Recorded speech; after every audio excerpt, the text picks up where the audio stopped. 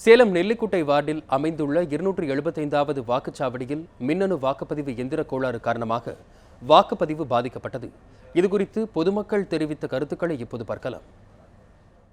6 மணிலேருந்து வெயிட் பண்ணிட்டு இருக்கிறோம். 275வது பூத் வந்து மிஷின் ரிப்பேர்னு ஒர்க் பண்ணிட்டு இருக்காங்க. இன்னும் ரெடி ஆகல.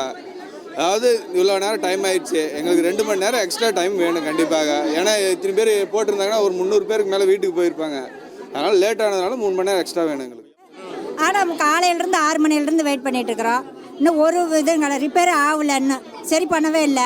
நாங்கள் எத்தனை குழந்தை குட்டிங்க எல்லாம் லைனாக நின்றுட்டு கிடக்குறோம். 6 மணிலேருந்து வந்தோம். டீ கூட குடிக்கல, தண்ணியும் குடிக்கல, யாருமே சாப்பிடவும் இல்லை. வயசானவங்களும் இருக்கிறாங்க, பெரியவங்க இருக்கிறாங்க, சின்னவங்களும் இருக்கிறாங்க. இவங்கெல்லாம் காலையிலேருந்து வெயிட் பண்ண முடியாது.